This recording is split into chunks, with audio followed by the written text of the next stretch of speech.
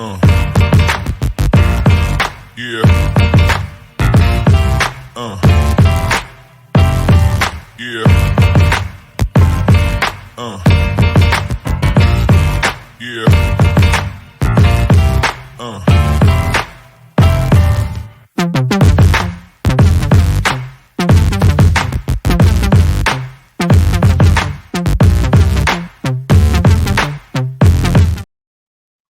Yo, what's going on, everyone? Welcome to this week's episode of River City 93. I'm your host, as always, Elliot Barr.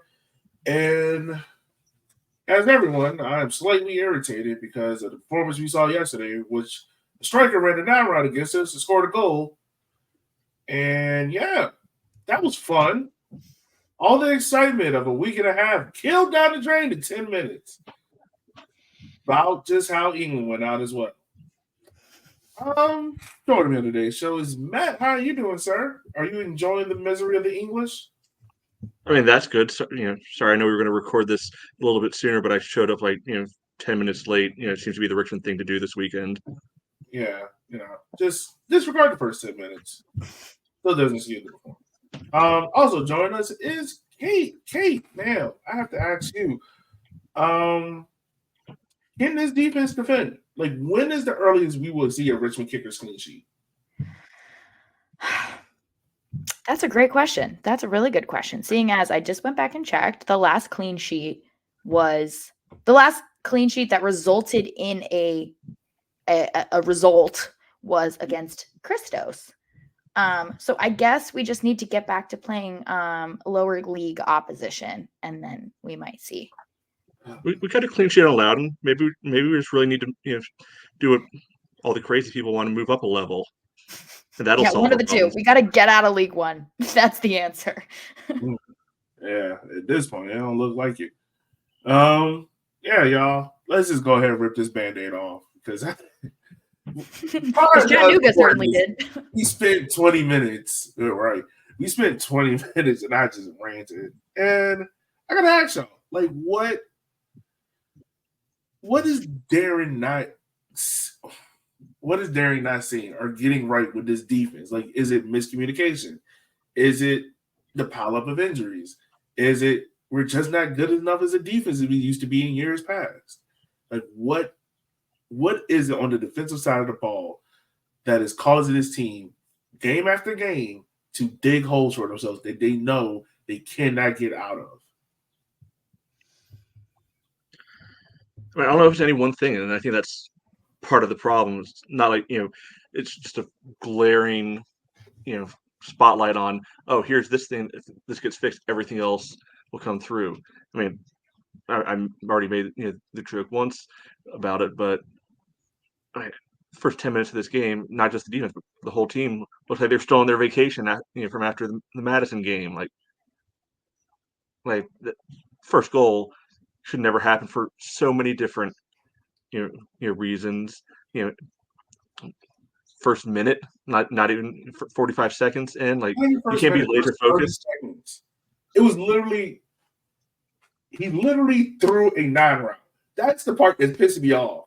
Like, it was a ball that got played back to a center back, and he literally just hoofs it. He literally he did a kickoff. That's all he did. And I'm not trying to raise my voice, but Ani, I'm pretty sure there was some miscommunication. Like, I will bet my bottom dollar Ani communicated to them, hey, I got it. And you guys know this, playing soccer or any sport, even if a player said they got it, you still show help defense. You just don't back off. And as soon as Ani goes in front of Mensah, it's like the rest of the defense just backs off. It's just like, all right, cool, he got it. And then as the ball comes, Ani misses it. Pablo's already backpedaled far enough to where he can't even impact the play without clearing the guy out.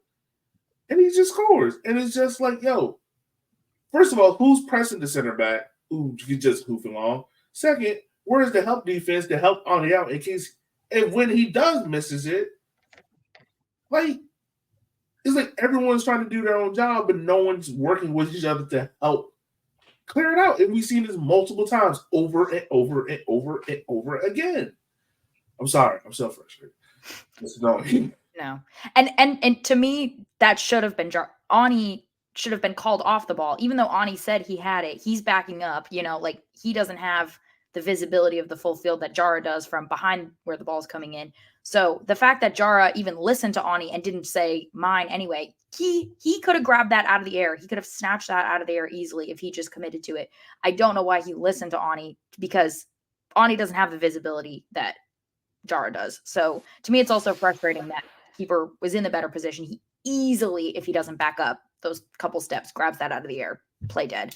So it's also frustrating because it doesn't matter if your center back thinks he has it. If you have the better read of the situation and you can easily snatch that out of the air, call him off the ball or take him out too. I don't care. Prevent ball out. Yeah, keepers can get away with murder for the most part. So absolutely. Same thing like baseball. You're the outfielder. It's a lot easier for you to run in, catch the fly ball than for the shortstop or whoever to backpedal, to catch it. Just the physics of it make a lot more sense. So agree. Like 90% of it, I still put on Pablo. There's still 10% on Ani. I don't think he missed the ball at all. I think he might have mistracked it a little bit, but I don't think he ever actually tried to play the ball because.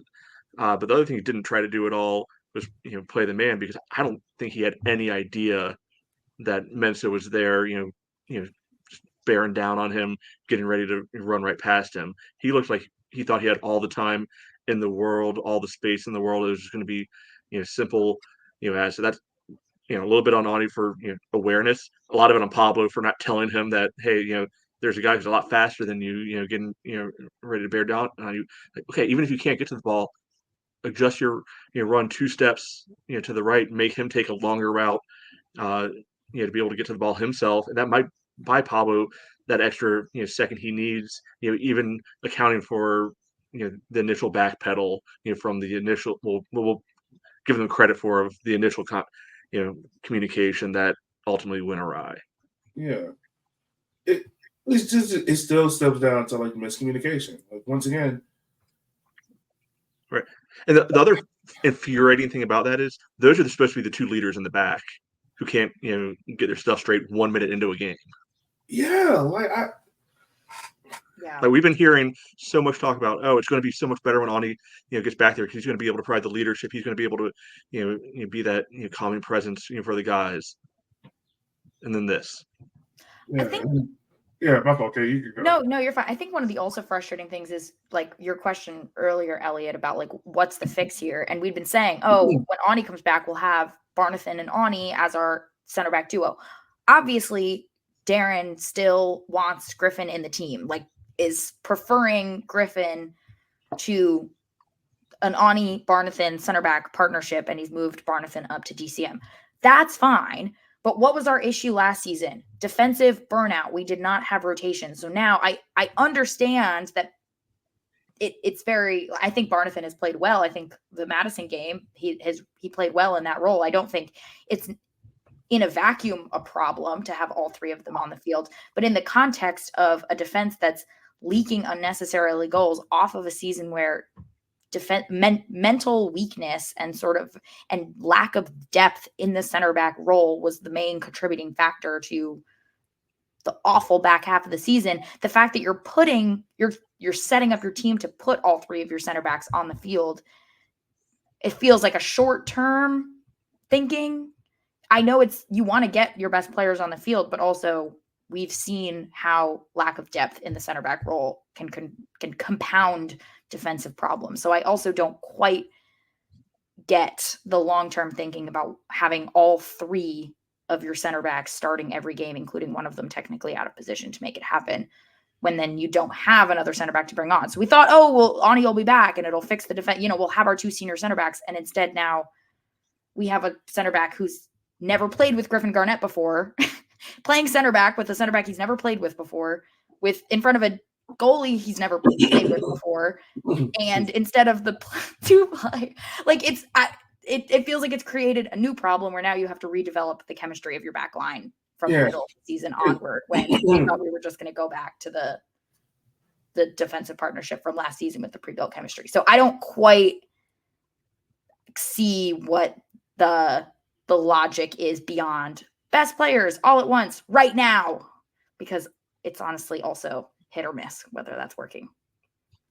Yeah. So I don't know if it's a matter of trying to want to fix up the midfield a little bit because obviously Dak's kind of gone in and Zach has been dropped for him. If it's that's the design fix, if it's more of a scenario where okay maybe he doesn't want to do the 5 in the back because Guy is out, and if somebody needs a breather later in the game, he doesn't trust Beckett to be able to come in and fill that spot. Like I don't know, there's a lot of different combinations of what it could be, but yeah, a lot of shifting pieces that aren't allowing for that continuity to build together. Although when we haven't had continuity, it hasn't worked either this year, so I do empathize with Darren in some of these levels because at a certain point it has to be on players to be able to produce. It can't just be on the coaches. Yeah, like coaches only affect maybe 20 like bare basic stuff about games. Like he controls like who's on the field, the tactics being played, but like once they're inside that white lines, it's on the players. Like I get fans are upset, and they want to call out the coaches, and that's all fine and dandy. But like at some point, it's like it has to be in you as a player, right? And that's not like it's the miscommunication part because I'm pretty sure these guys are in practices working on this stuff. It's not like these guys are just showing up the day of and just be like, all right, hey, it's 11 of us, like let's go play, like the CBSA. And it's just like, yo, like if you're in these situations, like you've had a week, like was it? I just go back to it, like you've had a week and a half to come down off of the high and Henry Dar because we all said, like I said last week, like maybe this is the best thing that the Kickers need is that they can, have this week off to relax, get healthy, go into Chattanooga. We know the problems that we have had there with just wild things happening and missed opportunities. Like this now makes it what 8 unbeaten? I mean 8 winless in Chattanooga? Like something like that, yeah. Like on average, you have given up at least 2 goals in Chattanooga. You did that in the first 10 minutes. Because if you go look at the second play, it's another breakaway. Players are running back towards goal, and no one stops and thinks like, hey, like maybe we should pick up, Mensah again, who's wide open in the middle box because all he does is pushes off of Arnie. And I put this one on the whole defense because the defense just didn't react. Or there were 7 players back, and nobody was marking him. There was like a line across the entire goal line or 18-yard line, and not a single person had a mark. They were just all standing there like training dummies. Okay. So you talk about 2 gun punches, 2 miscommunications on defense, and now you're down 2 goals in 10 minutes. It's just like, yo, like what? Like what are we doing, y'all? Like y'all just played arguably probably our best defensive game against Florida Madison, right? A game which unfairly they came maybe 2 minutes away from having their first clean sheet of the season, right? To show up to this performance, like this is unexcusable. And I'm not just trying to like just throw them under the bus. I know they feel bad for themselves, but it's like, yo, like you got to call a spade a spade. That was a horrendous defensive game. And on the flip side of that, you had an offense that was one trying to dig you out of the hole that the defense dug them in, right? Because we've seen games in the opposite for the Kickers where the defense is playing really, really well and the offense just can't get them out of that hump. This game, the offense is creating chances. You had Emmy's back heel goal, which thank you, Emmy. Thank you, Emmy. Thank you, Emmy. I'm happy for Emmy. 2 goals after coming back over the season ending injury. Yeah. Well, and that's kind of creative, gritty goal that we weren't getting from our 9s before. Like no. Yeah. There's no good reason he should have scored that goal. That play was basically, dead and wasted, and he got himself, on the ball and somehow saw that little, glimmer of opportunity of okay, well, now screw this, no point in me trying to turn this. Let's just, heel it in, and stuff happens when you try stuff sometimes. He was the only one to make the run into the box. Everyone else stopped outside of the 6-yard box. He was the only one to make the run to that near post to where Bill Hart. And Bill Hart is making plays out there. Like, I think it was like at least 2 or 3 times where he would get close to that byline and just cut it back, and nobody would be there, or someone would make the one way too late. But yeah, I'm happy to have him back for that. And he tried it again. Like, he almost had another back heel. I think, like I said earlier before the pod, like if he tries, I think he expected someone to be on his back, so that's probably why he backheeled it. But if he's able to turn and settle it, that's another goal. And then Bill Hart had a chance that Bush had to save low. Right before halftime, Dak. Yeah, of course. To be fair, a really good save out of Bush. Like where he just barely got to it, be able to push it up on the underside of the crossbar. Like, it wasn't even like it hit the crossbar, then Bush. Like, no, Bush had to push that to the crossbar to get it out. Like, it was. Oh man, I thought that was going to sneak in for Dak. And that was another thing, like, changed the complexion of this game, is Dak's injury, which, Kate, to your point, you was talking about, like, this team doesn't have the built-in depth at center back. And we were saying, like, all right, we understand why Darren's moving Dak to CDM. It's because you want to have someone in there that can allow everyone else to step up 5 feet and play the ball forward, right? Someone that can probably go a little bit more north-south, not east and west, playing the ball progressively. And he takes a nasty tackle in the first half, which I don't understand how the ref doesn't call. He didn't call a lot of things, but that's besides the point, because 2 goes down, and you shouldn't be crying about ref calls at that point, but that's beside the point.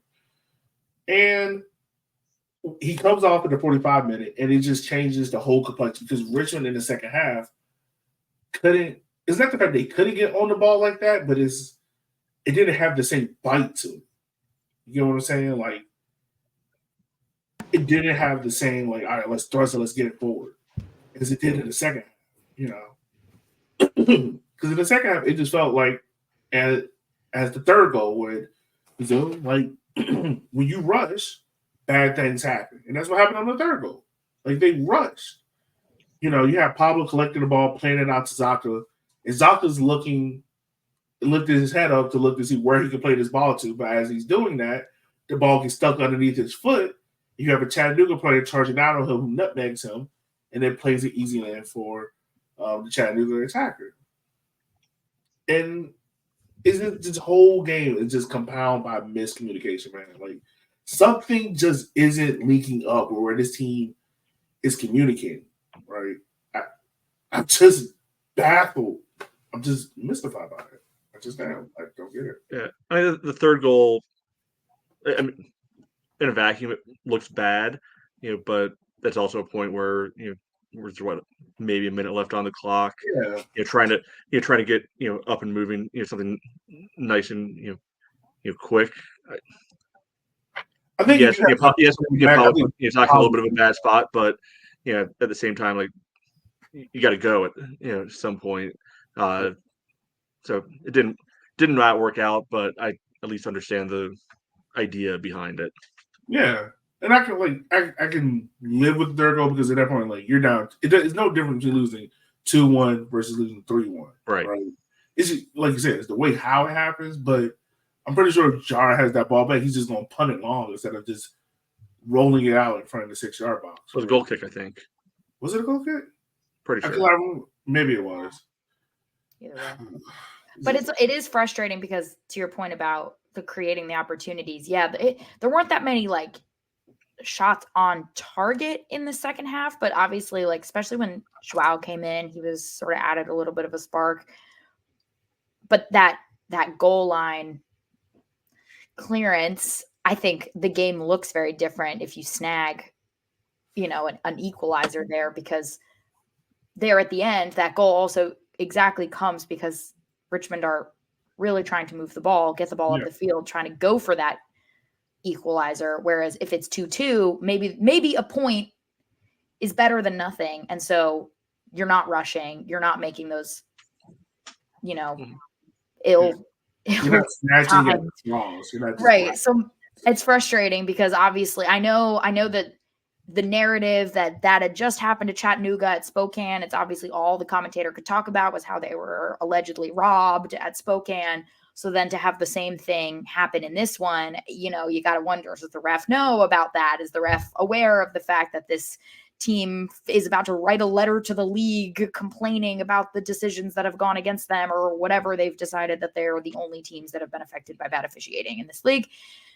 That, the willingness of a refereeing team to make a call on a goal line is affected by the fact that they've just caused the biggest stink on planet Earth about a call the previous week. So it is frustrating because the complexion of a game completely changes at 2-2 versus 2-1, and it changes the defensive decision making and it changes the offensive decision making. So not to say there wouldn't have been another great Chattanooga disappointment, but I do think that they came very, very close in that moment, and we did not get a definitive enough replay, but the players looked pretty convinced. So yeah. I was gonna say, like, other than the initial, like, Emmy on raising your arms, like, they seem to give it up pretty quick, which makes you think maybe, okay, it wasn't so much of a close call, but yeah, I mean, they're shocking, no good angle, because Chattanooga beats this Vista World Link or whatever the hell their name is, who just don't put in the effort on these broadcasts at all.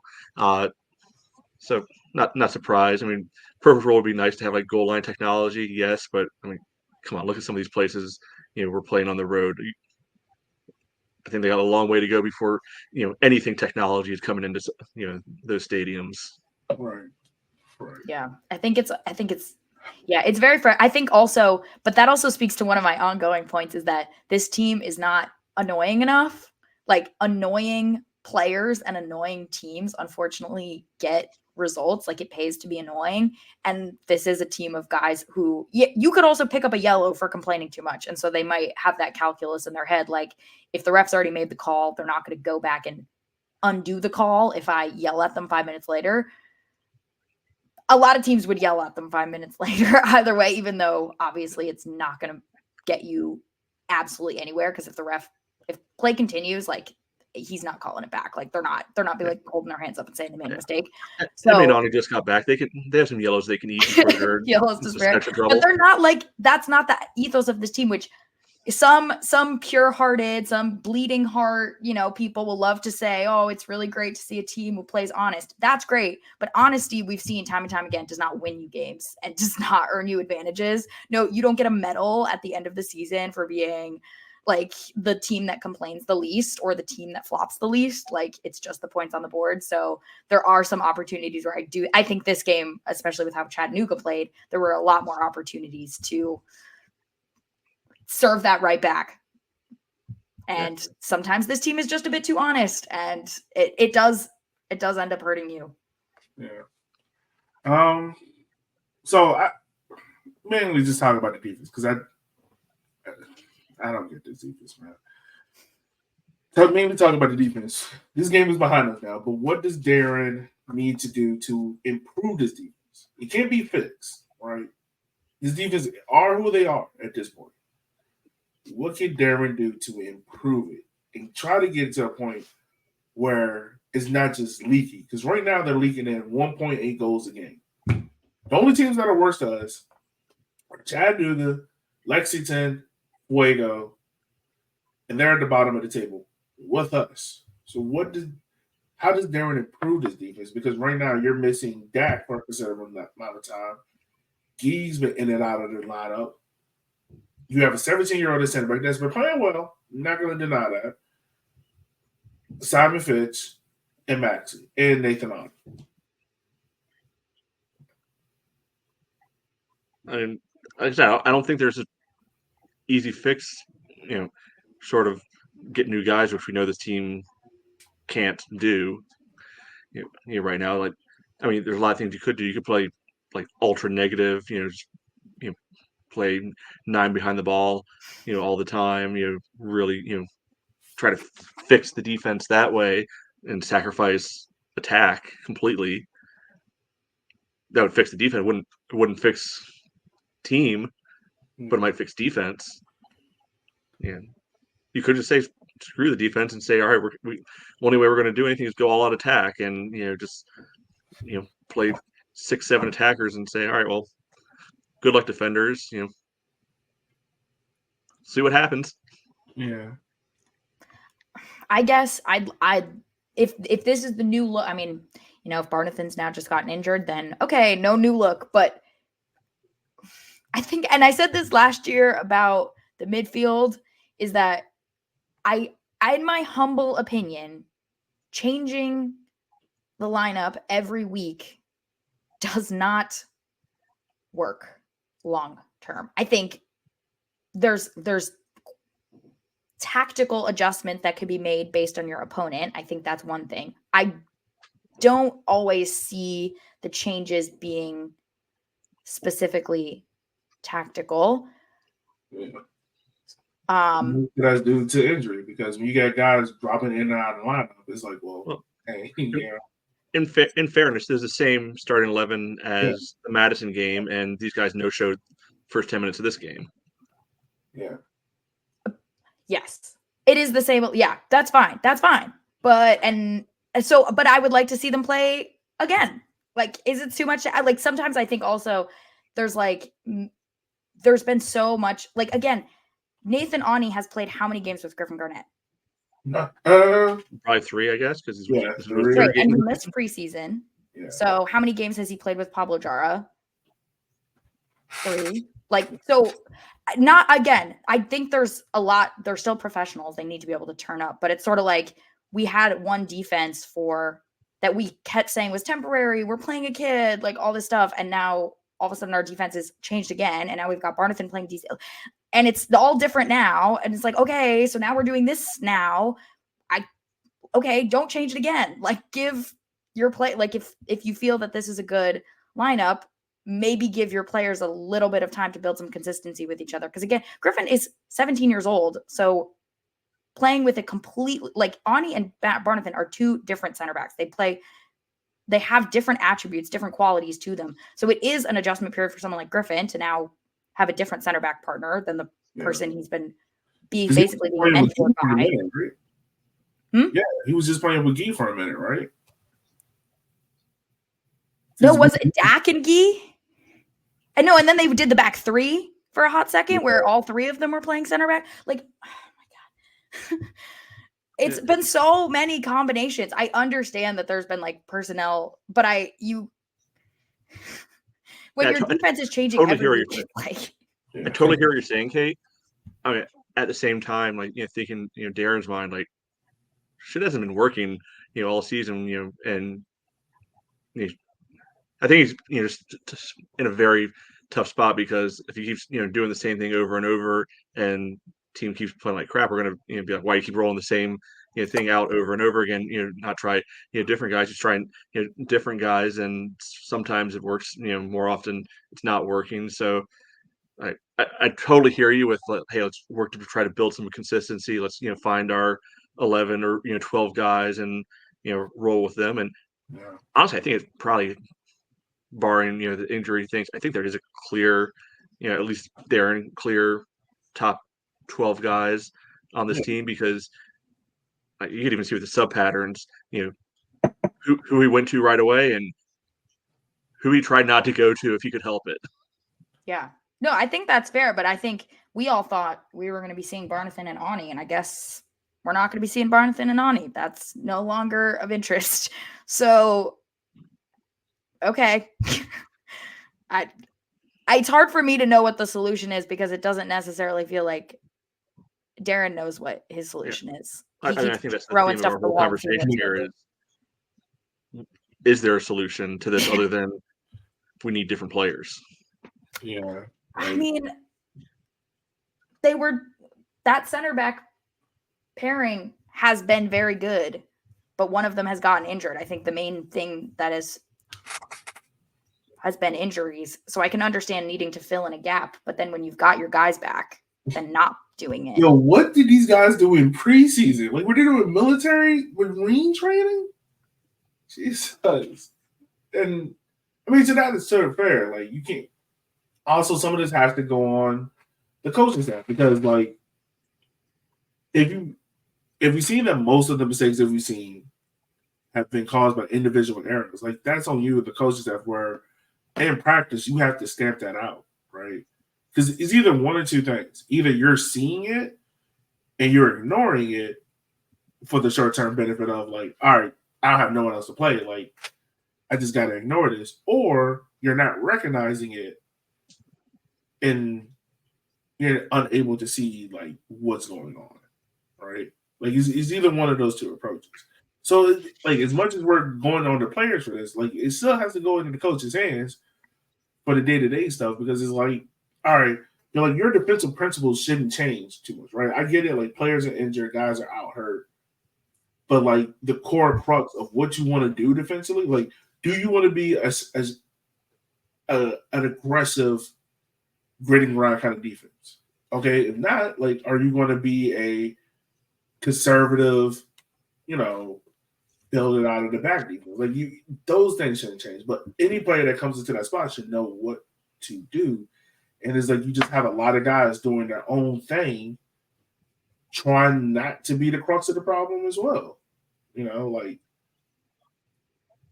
if you go back and look at it, like the last couple of years, Richards have had center backs or had defensive players that aren't afraid to just throw themselves out there and step off flyers. Avon Magales, Kyle Vintner, Jalen Chrysler, right? Like, who is it? Because I still believe Ani's a good player. I think he's getting back into form. It's gonna take him a while, but who else outside of that can step up to that next? Is it Simon Fitch? Is it I don't even know the defensive players we have outside of that. Like, like who? And like to your point, Matt, if it's all right, the defense is what it is at this point, right? Because that's where all the injuries seem to be concentrated at. All right, go in there, put 7 attackers out there on the field. Put 7 guys out there that can more technical.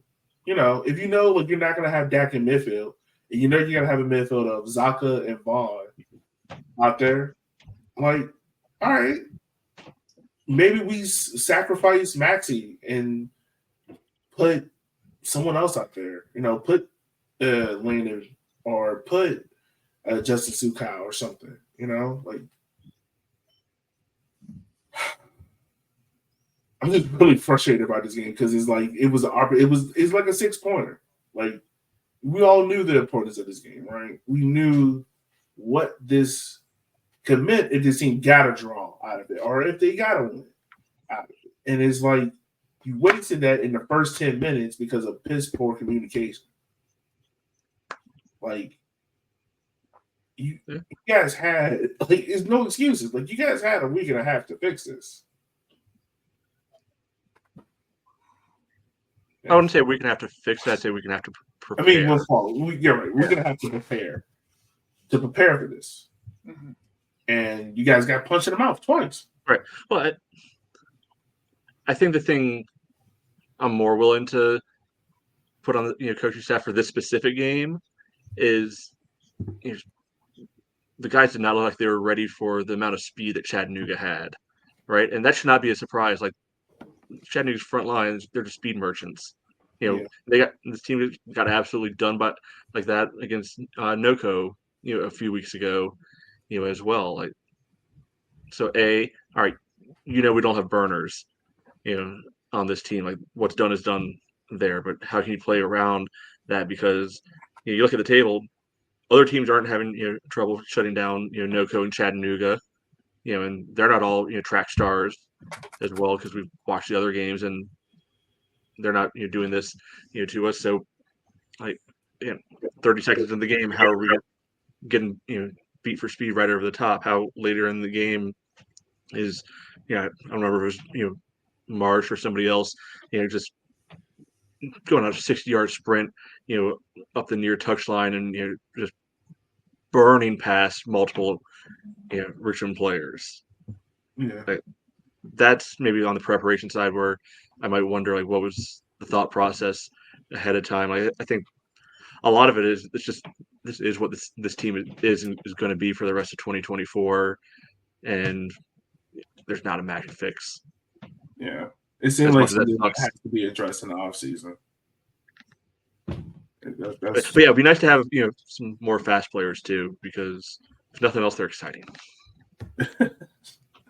Well, yeah. So that's enough of the dump. We're getting out of the negativity space. It doesn't pay to be that way. We've seen enough of that on USMT Twitter, which, by the way, folks, just don't talk about coaches. Don't. It pays nothing. All right. So we move on. We got Greenville coming up in the Jägermeister Cup. I mean, I think we spent enough time talking about how if you put yourself in Darren's shoes, like how will he look to prepare this team for that Jägermeister Cup, which I wouldn't want to be in that man's shoes. That's where you get paid the big bucks to do that. But what needs to happen? Like, what do we need to see from this team? Not results wise, but just on the field wise to let us know, like, okay, Chattanooga is just a weird place, crazy stuff happening there, and it's just a blip. Yeah, I mean, look, the Kickers always play Greenville tough, no matter, when this team is at the top of the league, when we're in a struggle season. Like, these games are all, always bad. I can only think of, like, maybe one where they just wiped the floor with us. Yeah. But, there have been, times, when we've gone down to Greenville and, just done one up, on them. There's, been times where it's been, hard-fought draws, over the years. So I don't expect anything different. I think these two, teams, their styles, do a lot to kind of counteract one another. And it's a matter of, can we be able to find that moment of brilliance? We haven't had Emmy when we played them last, couple times. Could he be able to, pull something, out of his head, out of his heel again? Maybe somebody else gets healthy in the meantime. Who knows? I mean, that's just the ongoing complaint of, give us a medical report. At this point, it's not even a report; it's a book. At this point, book report. Yeah, man, it's just part of being a fan, But even as frustrated as I was, like being out 2-0 inside of 10 minutes, like I was so excited when it was 2-1 when Emmy scored. Like that was a huge part of it. Was like, oh, like is this where we come back and do it? And I still held that belief to the very end. I ain't gonna lie, man. I even woke up this morning and was like, "Oh, we won that game," and then I looked. I was like, "Nah, no, we didn't." I tried to make myself believe that we won the game, but it didn't happen. I mean, if you want to look at anything good about this, is now the table's a little bit more closer together. There's not too many teams with games in hand like that. Like I think we still 12 games played. Like, that's one way to spin it. Yeah. I don't know if realistic look at where we are. I don't know if being more compact because we lost to one of the teams behind us and brought them closer to our number and actually passed us is the best angle to go with. I would have rather had more stratification with the Kickers winning and being able to quasi bury Chattanooga a little bit more. But yeah, no, I would as well. Well, there's a lot of things we'd all like, Matt.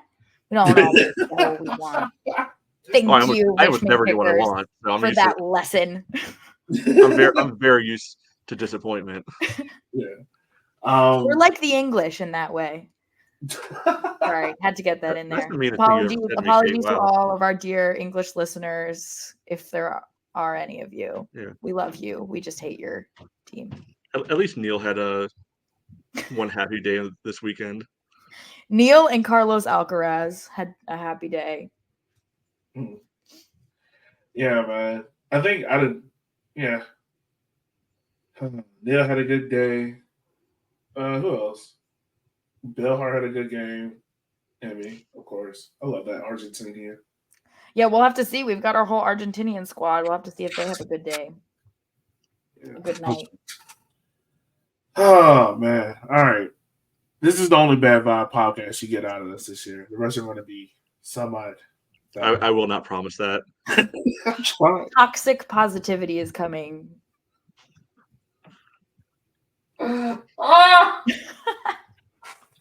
It's the pain that makes you laugh.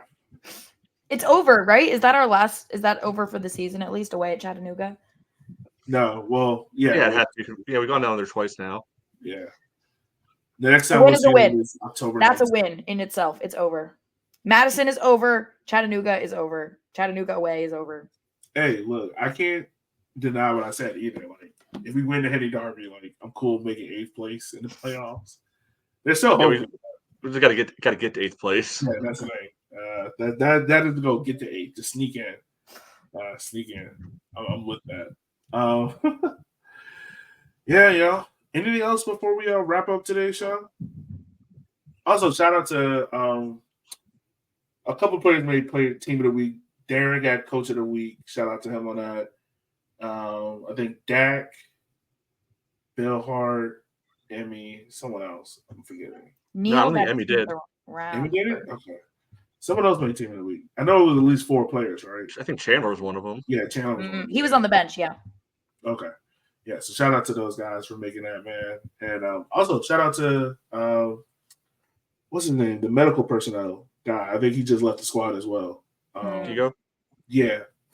Shout out to him. I don't know where he's going to yet, but wishing him all the best and whatever comes next, man. Yeah, we talk about changes on the field, man. That backroom staff has certainly changed around a lot. Even so much so, like there's so much change going around that the youth players had to change where they were playing their game at today because of the hornet's nest, which is wild. Yeah, well, maybe the team just needs a sting in the ass just to look.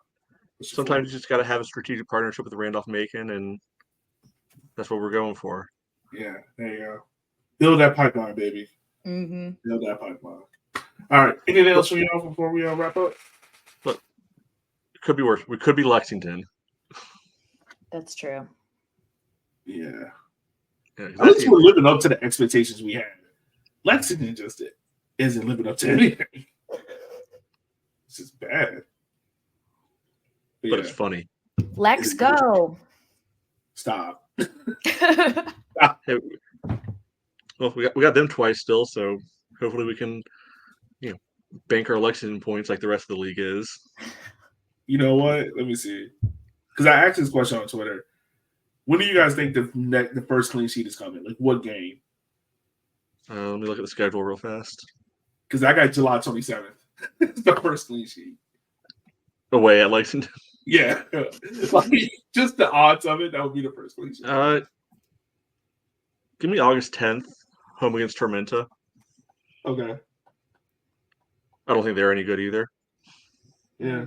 Let me see that. Well, we're not playing any lower or higher league teams, so I'm gonna say I'm not gonna place my cards in any one. So you're really saying we're about to go the rest of the season? 2025? Jesus. Well, I mean, if you're taking that perspective, August 24th, Omaha, that roster is basically a championship level roster. They're good. True. Okay, y'all. Well, it's been fun. To everyone getting college football, make sure you love your families beforehand. Don't just desert them. Up the Hokies. I'm doing that. No. Yeah. And everyone who watches the rest of it, even though these 2 tournaments have finished, we only have 1 short week to wait before Olympics footy is back. There is no rest for the wicked. I feel like the Olympics is getting no run this summer so far. There's been too much going on.